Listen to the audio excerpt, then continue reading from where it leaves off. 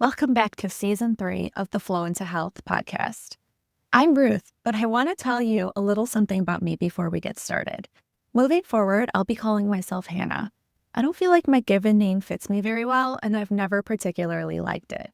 I've included more information and a link in the show notes if you're curious. And if you know me in real life, feel free to call me whatever name you prefer. My name is changing, and the podcast theme is also shifting. I've talked a lot about being versus doing in the past, but now we're really going to dive into that. What does it mean and what can it do for us? I'd like to help you set a goal to work towards without it stressing you out. Why is having goals in your life even something worth working towards? I believe that the whole purpose of life is to stretch ourselves to grow. If we aren't growing, we're stagnant, and then what is the point of being alive? But what if we all had a goal that could improve something? It could be making life more beautiful with your art, helping people with your coaching business, improving the lives of your family members, or anything else. But when we all have a goal to improve an aspect of humanity, we're making things better for all of us and the next generation. If we all have these goals we're working towards, let's say only 10% of us actually reach our goal and make a change. But that means our world is at least 10% better. And all of the people that are still working on their goals are improving themselves internally. Every time you fall and get back up, you build resilience and learn what's not working. People around you see the work that you're putting in. Your kids see you working towards something. So anytime we're working towards a goal, we're improving the world. But I wouldn't be surprised if you've given up on your goals. You might have been afraid of falling back into the hustle culture that got you feeling stressed and sick. And so it feels safest to avoid working towards anything. But what if there was a way to work towards your dreams, help people, make a lot of money, feel proud of yourself, and keep improving yourself and your life without feeling the stress of hustle culture? We all have a purpose in life, and once we're working towards that purpose, every day feels more fulfilling. We want to take action, and those roadblocks feel a lot less complicated to get past. I feel like my purpose is to help moms find this balance. I'm going to call it the balance between being and doing. It could be yin and yang, rest and action, or relaxation and hustle. But it's all the same thing. We take action towards our goals, but we also enjoy our lives exactly as they are. There's no need to change anything to enjoy ourselves. We can enjoy our lives while working towards our goals, and finding that balance is key. If that's you and you want to find balance in your life, then you're in the right place. Flow into Health is all about using our energy for the things that matter most to us. We're each designed differently, and we can look at our astrology and human design charts to get an idea about how we work best, what our purpose is, and how to most efficiently use our energy. And I'll be throwing in some real-world tips about how to manage our days to feel like we're creating time. So to begin, let's talk about ways to avoid hustle culture. Maybe every time you've started a new project, you start to feel the stress of meeting deadlines and getting things done. And next thing you know, all of your free time is spent on this project and you have no time to enjoy yourself. Your body feels tired, your mind is foggy, and you can't stay awake after you put your kids to bed. It's really not the way we want to live our lives, and so you're stuck in the hustle side of the being-doing pendulum. And so you start to decide that maybe having goals and making plans just isn't worth it. And so instead, you're going to go with the flow. Anything that's meant to come to you will. Life feels way less stressful. And so you get to have more rest than you did when you're working towards something. It starts to feel like setting goals and growing yourself just isn't worth it. But eventually here, you start to feel stagnated. Maybe you're gaining weight or bloating. These are signs that you're stuck on the stagnation side of the being-doing pendulum. We don't want to be on either side. We want to be taking relaxed, productive action instead. And that's found right in the middle. When we take relaxed, productive action, we're taking aligned action towards our goals. We have time to enjoy ourselves, and we follow our energy as it's flowing. And knowing we have time for both rest and action makes both easier. When we have time scheduled for fun, work doesn't feel like so much of a burden. Like, think about when you have a week-long vacation coming up and you have to do all of the extra work to get ready for it, but it doesn't feel that bad because you know you're going to have that vacation. And it goes the other way too. If you have time scheduled to get everything you need to do done, then you can actually take the time you have to rest to fully enjoy yourself. And that makes our me time actually relaxing. Some steps to get to the relaxed productive action balance point are to number 1, make a plan and stick to it.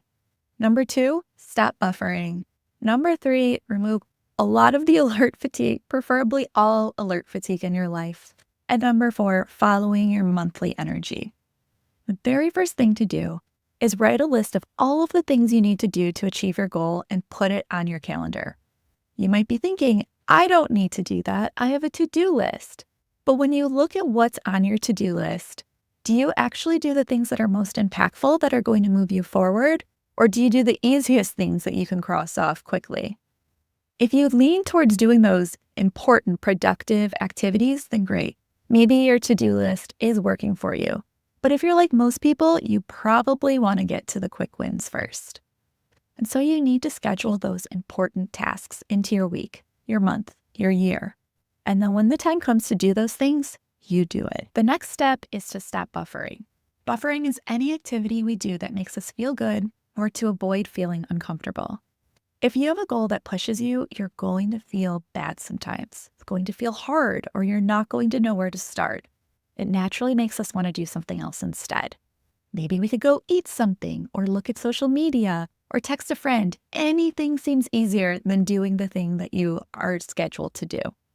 Even if you're doing something that could be considered productive, like cleaning, rather than doing the thing you need to do, you're buffering. All of you who have told me, I'm unable to do anything until my house is clean, that's buffering. Please stop. We're avoiding the things that make us feel bad by doing something that makes us feel good.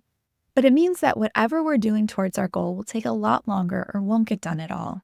So set a timer and get to work. Don't allow those things that steal your time to come into your awareness at all. The other thing is we need to set boundaries. And one of the things that can really get in the way are push notifications. So if you're getting text messages or you're getting push notifications for your email, please turn them off right now. There's nothing in your email that's time sensitive, and you can wait until you decide it's time to read your emails to get to those things. I consider all pop-ups noise that create alert fatigue. At my real job, I build pop-ups for clinicians at a hospital, and I become very aware of alert fatigue. When people have too many things to look at, they end up not really looking at anything, and it creates such a distraction.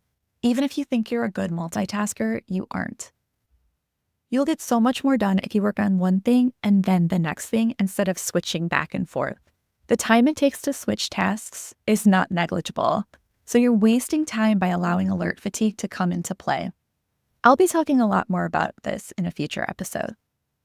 The last thing I want to talk about today is how we can follow our monthly energy. This is done by following our menstrual cycle or the moon cycle. If you have a natural cycle and you aren't on birth control, you might find the menstrual cycle flow makes the most sense for you. When you have your period, the two hemispheres of your brain are more connected than at other times. You can actually come up with better ideas and get those ideas from what I would call your true self or your soul. During that time, you come up with what you want to work on this month. Then, after your period, before you ovulate, you're in the follicular phase. During this phase, you have more creativity, and so it's a great time to come up with a plan about how you'll do the things that you decided to do. During ovulation, we become extra social, and so it's a great time to talk about your ideas with other people and get feedback from them. And during the luteal phase, we feel the need to complete the things that we decided to do. In terms of a project, this is the time we sit down and get to work. The luteal phase is actually half of the month, so this gives us a lot of time to do the things that we've been planning during the first half. The luteal phase is also a good time to do routine tasks that don't take a lot of creativity. Running errands or making doctor appointments work really well during the luteal phase. As a real example, what I do for this podcast is I come up with the ideas I want to talk about during the menstrual phase. I write the script or the outline during the follicular phase, and I record it during ovulation. Then I have at least 2 weeks to edit, write summaries, get it posted.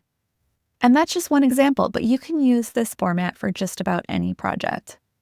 If you don't have a menstrual cycle or you're on birth control, you can also follow the moon cycle. One way to do it is to align the phases of the moon with the phases of the menstrual cycle. When you can't see the moon in the sky, that would be equivalent to the menstrual phase. As it grows, that's the follicular phase. When the moon is full, you're in ovulation, and as the moon gets smaller, it's equal to the luteal phase. Another thing I'm playing with is switching between the doing and being phases within the lunar cycle. I read the book called Lunar Abundance by Ezzie Spencer, and I find her method really intriguing. She suggests taking action during the new moon, the first quarter moon, the full moon, and the third quarter moon. So if you're familiar with the moon cycle, that's basically the 2 half moons, when there's no moon, and then when there's a full moon. And then as it's switching in between those phases, that's when you would take the rest. And so you're allowing things to come to you in between those phases, and you're not taking very much action. I really like that this method switches between action and rest, because if you're burnout prone, half of the time you're actually doing less than you typically would. So you're almost forced to focus on what's most important to you. And you're also less likely to burn out following this method. However, I've only been trying it out for about a month, so I don't have the real lived experience yet. But if it sounds interesting to you, I highly recommend the book Lunar Abundance. Knowing how to time your energy with the menstrual cycle or moon cycle is step one, but actually following through with your plan is a whole other thing. Subscribe to the Flow into Health podcast for more ideas, and if you're struggling, I have 2 spaces available for one-on-one coaching. I would love to talk with you about how we can make a personalized plan that considers your exact circumstances. There's links with your options in the show notes, or you can go to flowintohealth.com for more information. See you next week.